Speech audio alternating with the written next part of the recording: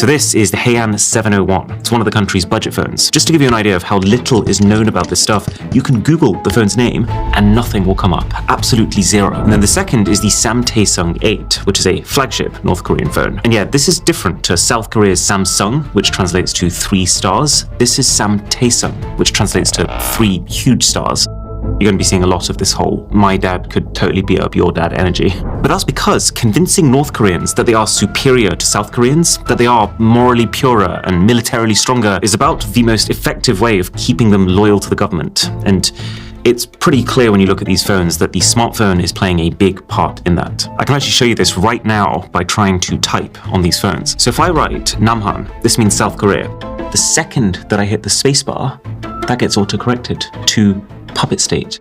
It is bonkers seeing censorship this explicit happening in real time in front of my eyes. You physically cannot send the word Namhan even if you try, which shows just how committed North Korea's government is to sustaining its narrative that South Korea is this inferior, less individual country that just blindly follows whatever the US asks them to. Other ways of wording it, like Republic of Korea, that doesn't even get corrected. That just turns straight into asterisks. Kind of like you're a child and you just tried to make your Club Penguin username a swear word. And you can actually see the censorship becoming more invasive as time is going on. Because if we use this Heian phone, which came a few months before, this one lets you write North Korea as North Korea. But the Samtaesung doesn't even let you do that. The only way that you're allowed to refer to North Korea now is Joseon, the traditional name for the Korean kingdom. And then South Korea, almost as if they're belonging to them, as South Joseon.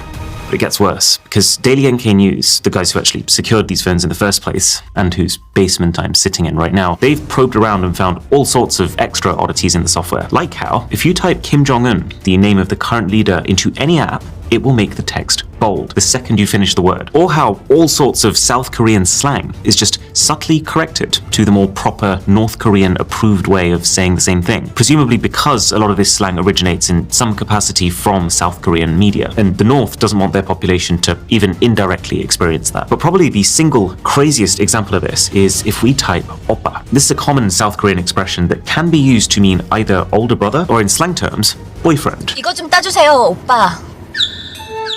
Which in itself does raise a few questions. On these North Korean phones though, it corrects the word to comrade, accompanied by a warning. This word can only be used to describe your siblings. Imagine getting a warning for attempting to type a slang word. That's moderation on a level that I have never experienced before. But I would say even more significant than autocorrect, the biggest factor in controlling information going in and out of North Korea, and the main reason that the country is still this cryptic bubble and we barely know these phones even exist, is the internet situation. Or really, the lack of one. Look at this. On the Heian phone, you can swipe down from the top and you see your control panel that looks basically the same as every other Android's. And there's even a Wi-Fi button there, but when you press it, absolutely nothing happens. Weird, but let's go into settings to click on Wi-Fi directly, but you can't. And they've actually gone a step further with this more recent Samtaesung, because you go into the quick settings, there isn't even a Wi-Fi icon at all. It's like they don't want you to even consider that the feature could be as accessible as that. The only way to get something that even resembles Wi-Fi is this.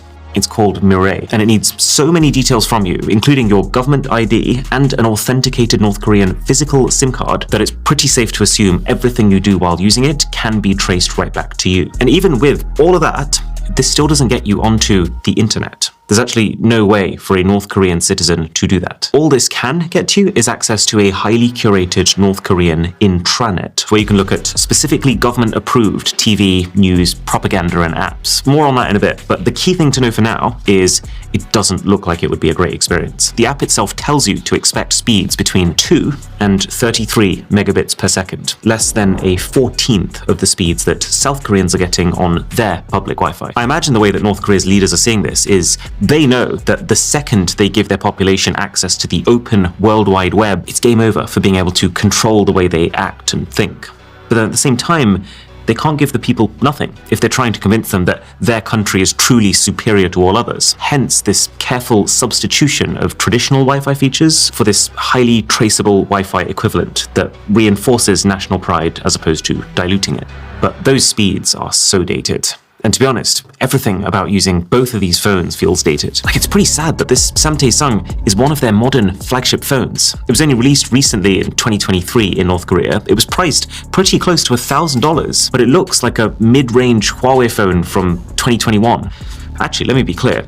It really looks like a mid-range Huawei phone from 2021. I'm almost getting deja vu looking at it. The way the camera module has an identical style and position, the way the body and the screen curves around in a seemingly identical way, even this incredibly unique Huawei-style cutout around the buttons and this red line in the middle of the power key is the same. Plus, for security reasons, I've got to keep the IMEI number hidden. But when we traced it back, it does look like this phone was manufactured in China, just like Huawei phones. So I think there's two possible explanations. Either this phone was actually secretly made by Huawei themselves and supplied to North Korea for them to add their software layer, or Samtaesung just decided, we like the look of that one, let's copy it. Because you're about to see this yourselves, but so much of the content on these phones is copied content already. Why not the phone design too? But also that, unlike the Huawei that this looks so similar to, this phone does have a thicker bezel and a notch, this extremely tasteless font on show throughout the whole user interface, and then the only form of branding on the camera is a feebly written 64 megapixel that gives me absolutely zero reassurance it's going to be a good experience. And it is not. On the Haeyang phone, we're just getting extremely poor, grainy image quality all around. And even though there are 3 cameras on the back of this phone, there is still no ultra-wide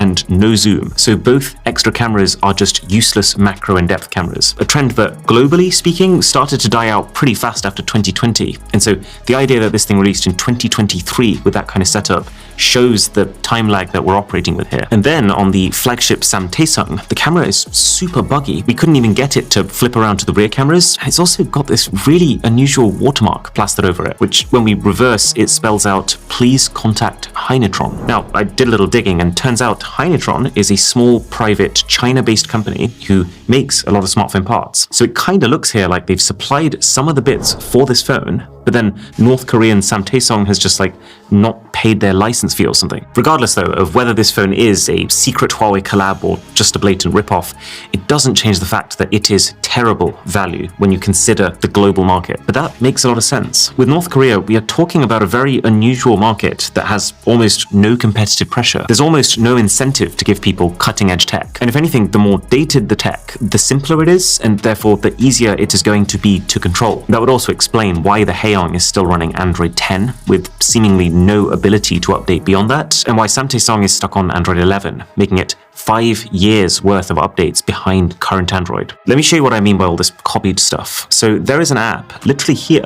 with a Microsoft Word logo. You open it up and it gives you the option for Excel